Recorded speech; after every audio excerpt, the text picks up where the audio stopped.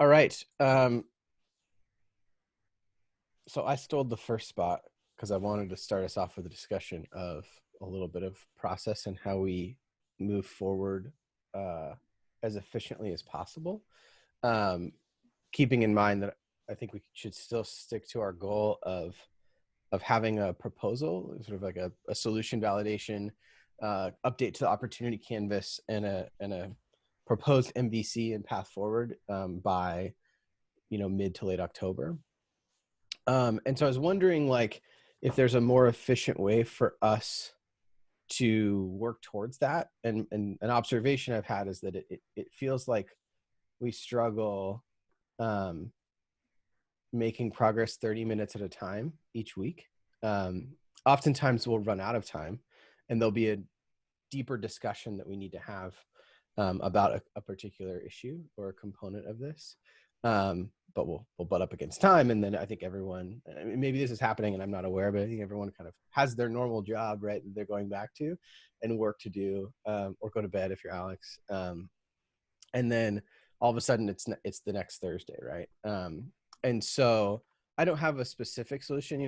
I'd love to talk about this and see how others feel. But one thing I was thinking of was, we could transition this meeting into more of a check-in, and then ask a few of the core folks who I think are really key to coming up with that solution, to maybe either spend time together synchronously, or if possible, sort of commit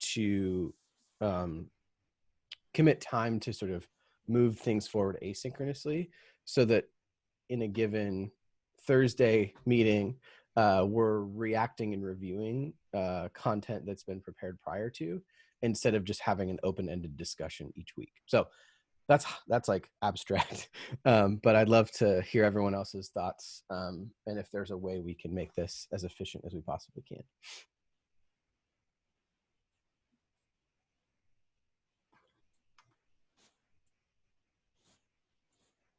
I agree with that.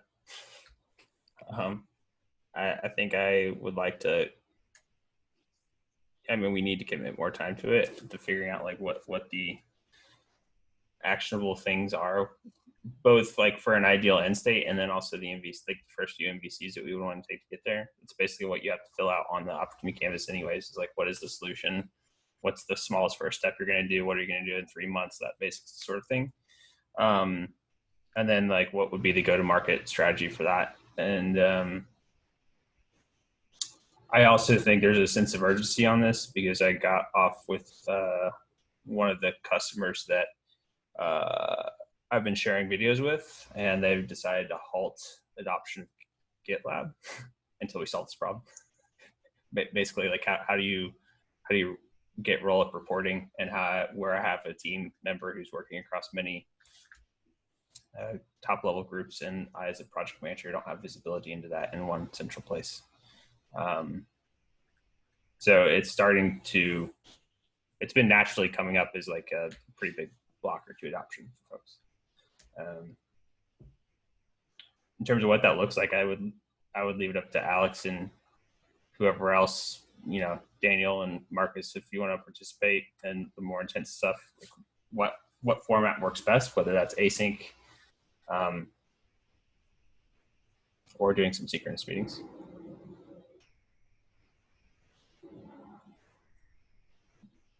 Yeah, I agree. I haven't, sorry, Gabe, I haven't had a chance to look at that issue yet that you sent through, but yeah, I agree that if the Thursday meeting is essentially a catch up, and then we try to spend more time actually working outside of the general weekly meetings. And like Gabe says, there's a sense of urgency at this point where the deadline for the working group sort of creeping up pretty quickly. So yeah, I feel like we've sort of spent 3 months or so spinning our wheels a little bit, exploring. It's probably time to start trying to get something down. I do know that Daniel said that he'd be open to some synchronous time, but he also is not sure how much capacity he's going to have in the future, because he's starting the category maturity stuff. Which I do think, he said that Mike, you had talked and provided him some feedback that the work there would be helpful in the solution for this, and I agree quite a bit. So I think that would be very valuable input. I just don't know if the timing, if he can get done with it before our deadline, that makes sense.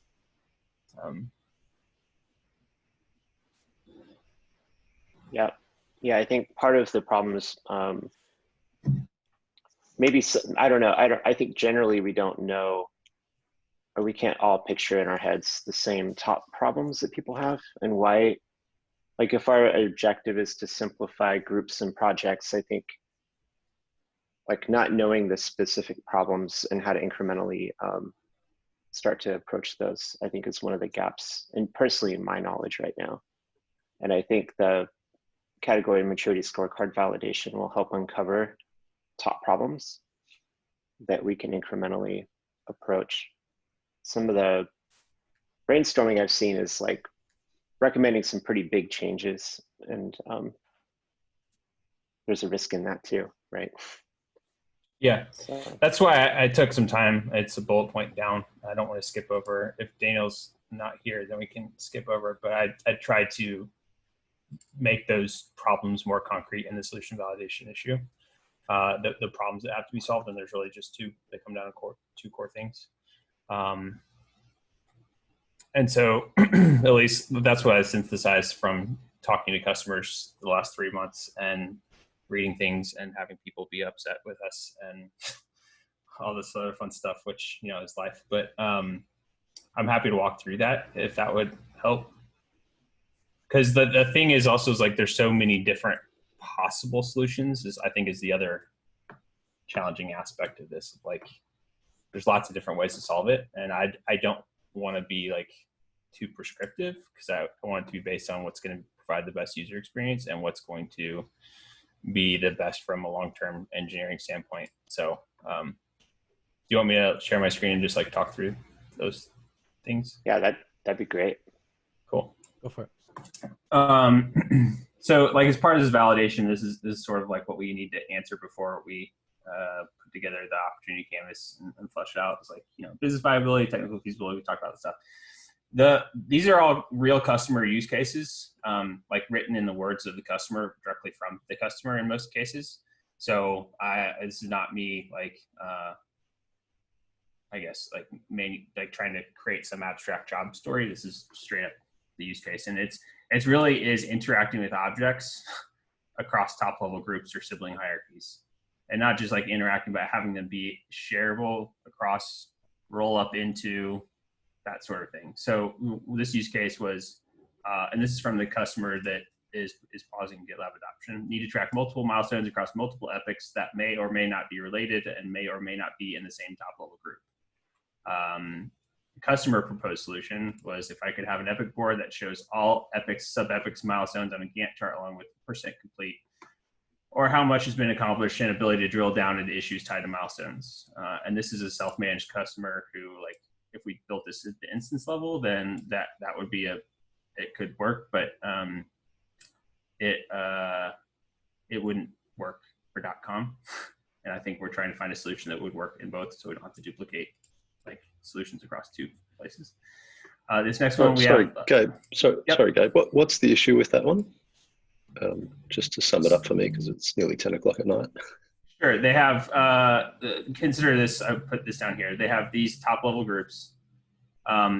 His team works across these top level groups, and there's issues across these top level groups and epics and milestones.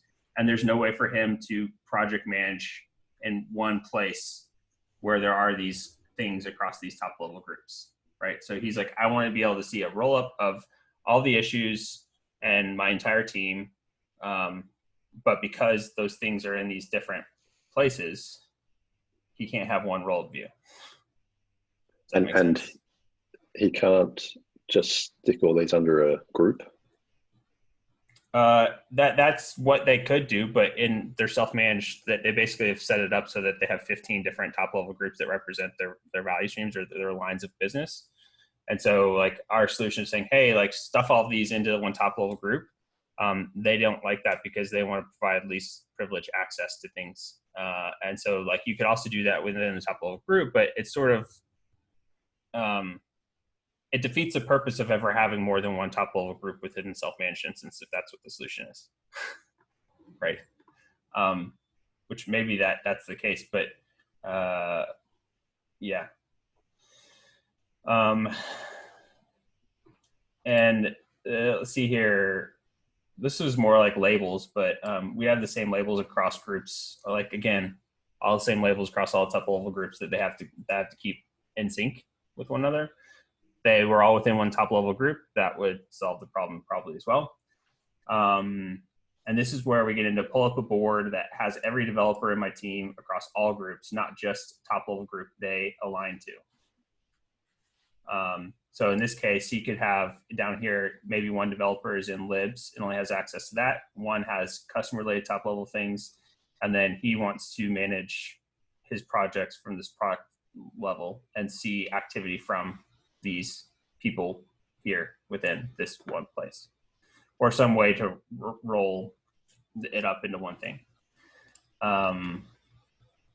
Ability to have others see the same information who may not be developers, i.e. non-technical project managers.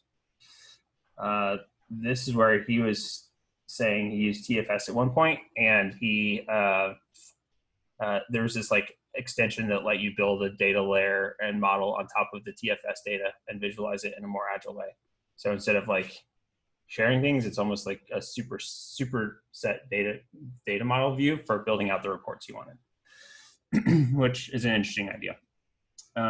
Cross-group milestones, this is a separate customer. However, on a bigger scale, you run several groups, hardware, software, front-end, firmware, that organize separately but have the same goal, a milestone. So he's saying, in this situation, these are all different teams. How can we have them align or track work against one milestone, same milestone? Issue board, multiple groups or project scopes. We have 3 top level groups, libs, procs, customer related. There are issues I'm assigned to in subgroups, subprojects in each of those top level groups. My manager wants to see my workload in a board, and those are the colleagues, of course. So this gets to the heart of sort of what this problem is up here too, and this is from a separate customer. How do you view that roll up of the workload of an engineer whose work spans multiple top level groups?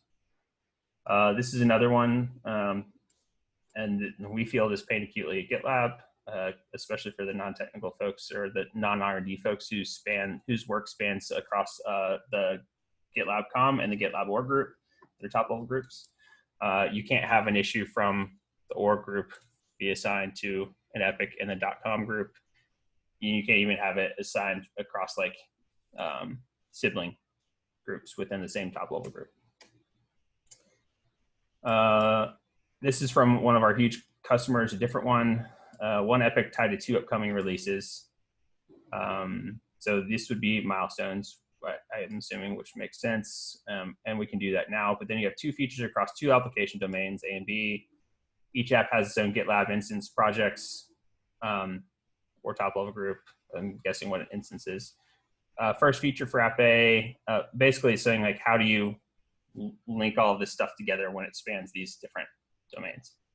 So that's why this theme for this problem to solve is interacting with objects across top level groups, sibling hierarchies, or rolling things up together into a consolidated way to view that report or view that information. And then the second big problem to solve is one that we've talked about, is removing friction and duplication between groups and projects. So both from a usability standpoint and from a wasted effort standpoint, this is a pretty big one. Like we need issues at the group level, we need epics project level, we need iterations at the project level. Group wikis, we need those. We need group level issue templates, group level snippets, group level integrations, group level design management in epics itself. So like, it's the sort of thing where the lines are becoming increasingly blurred, but we're duplicating effort. It's led to a copious amount of defects for getting to pass the right path between a group and a project, or like having to write 2 different queries for groups and projects instead of one query that gets you like all of the descendants. and a confusing user experience because people don't know what a group is. They don't know what a project is. Had to explain what a project was to another customer this week, and they're like, "What's a project?" I was like, "Well, it's where your repo is, and it's also where your issues are." And it was just a very confusing thing to them because it wasn't their definition of a project either. But I won't even go into the proposal below. But are these like, Mike, Alex? Do these make sense? Or They do. I think where you're proposing a solution validation, I think it's really important to actually look at the proposal, because if I understand it correctly, you and Daniel, and maybe even Marcus also, are proposing something very similar, just with different names. But conceptually, it's a space, or what Daniel has called a namespace container in some of his flows.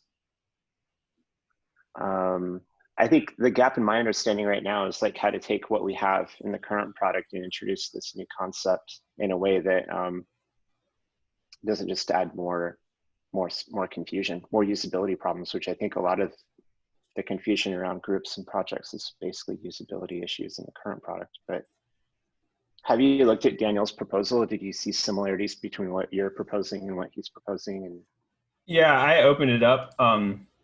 And it's a similar proposal, and that's where, like, I don't know if introducing teams or this other construct would be helpful or more problematic on top of groups and projects. I could see if we had spaces and then adding teams, and teams are like the way you get permissions into the spaces. Because I was on a demo with another customer this week where they have one whole hierarchy that is just their permissions, like levels, and they're different teams, and basically they then use group sharing to share the groups that need explicit access into the hierarchy, this other hierarchy that has all of their content and the repos and stuff in it. So that's essentially like the way GitHub approaches teams. But his proposal didn't really touch on like the first thing, which is like, how do you do the sharing, right? Like, how do you get things to roll up? If I'm looking at this, and let's say that at some point we do have spaces, how do I have something from space 2 show up in space B so that I can have a unified roll-up reporting view, or like some sort of a reporting view?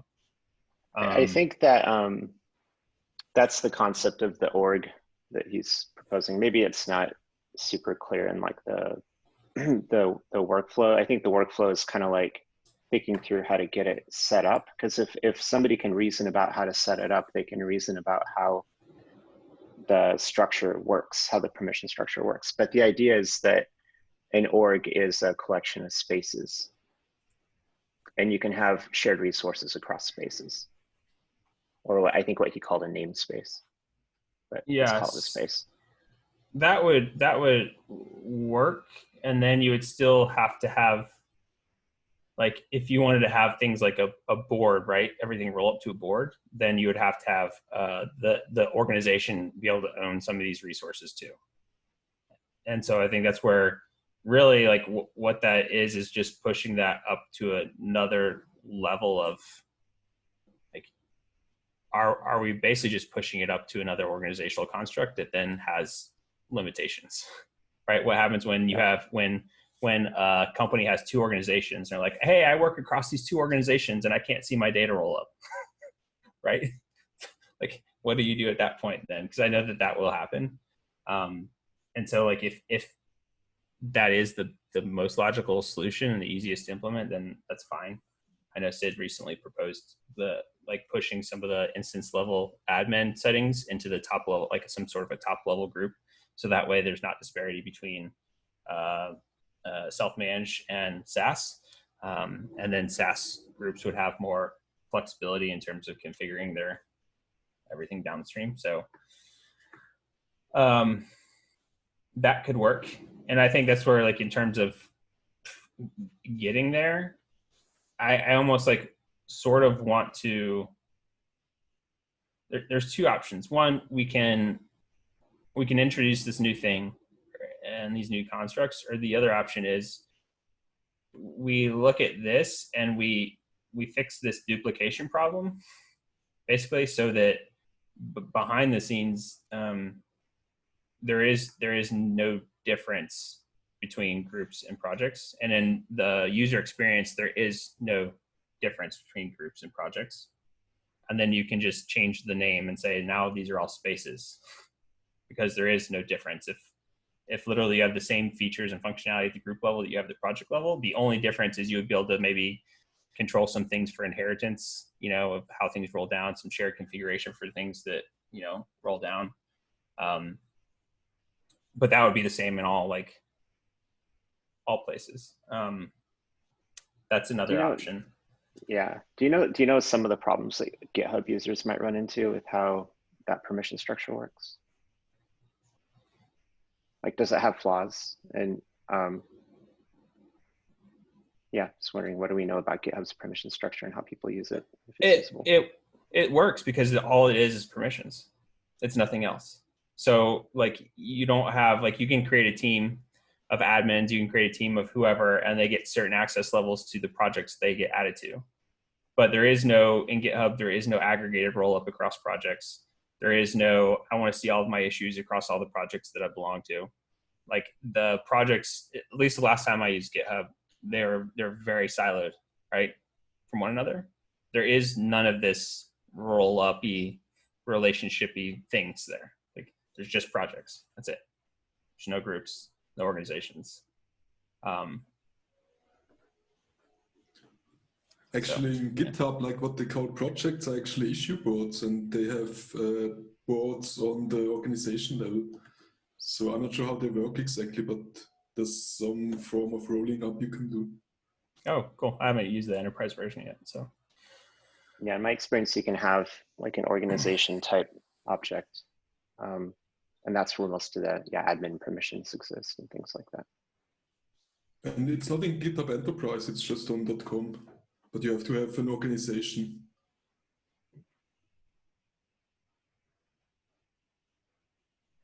Yeah, I think the key I'm trying to find to unlock the door is what are the smallest changes we can make to our current experience? Is it adding another layer on top of it? An org layer that groups can roll up to, or don't we already do that? What do you think, Gabe, is the first step we can take to get something working based on the problems that you had stated up above? I'm not sure. That's what I would need to understand, technical approaches there. The one thing that would change is if we rolled out organizations, I would assume that all of the namespaces for all things below it would also have to be updated or changed, which would impact pretty much everyone to the point where, depending on how many things rely on where a namespace is and all of their code, it would basically require a massive overhaul to everything. It's the same reason why we haven't merged in our .com group into our .org group, because it would be catastrophic admin for the hundreds of projects in one of them. So I see that being a problem. There might be a way to solve that, but it's also is that easier or less of a lift than figuring out how to assign an object from, let's say I have an issue in subgroup 4 and I want to assign that issue to subgroup D. How would that work? Right, that's the only other thing that I can think about in terms of the proposals. How would you do that so that it shows up here and also shows up in subgroup D?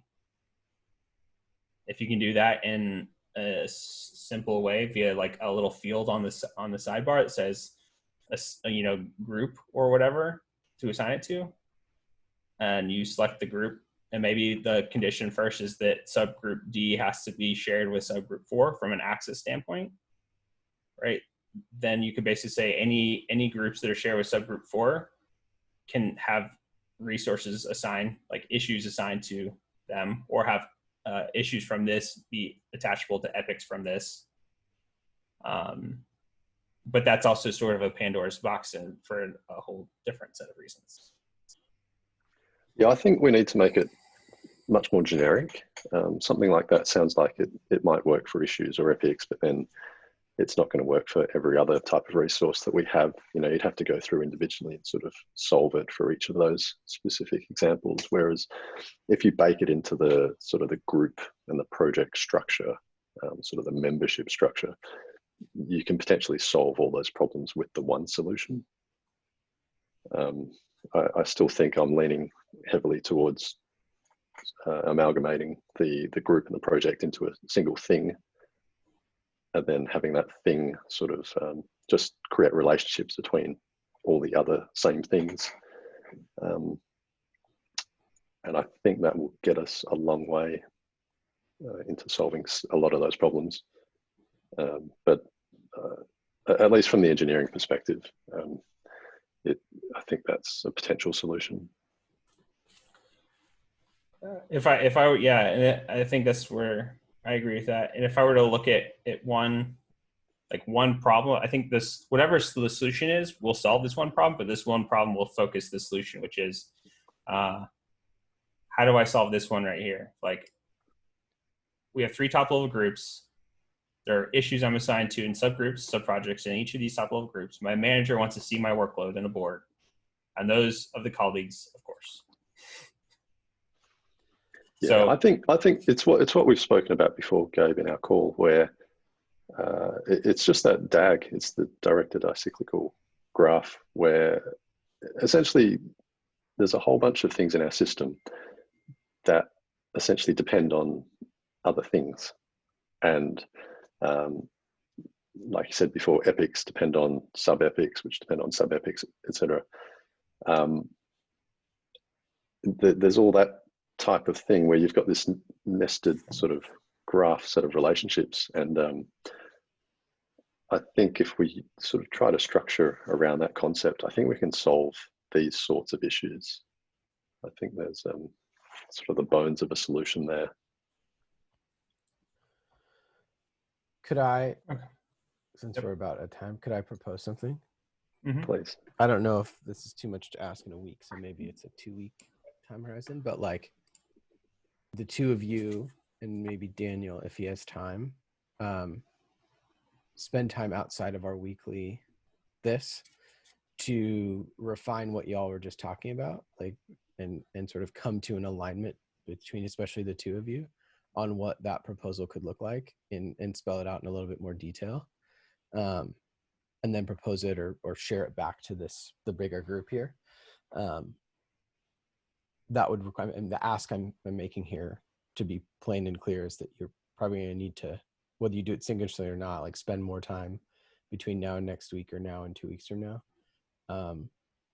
to hammer that out and make that clear and as detailed as necessary. Is that a reasonable ask?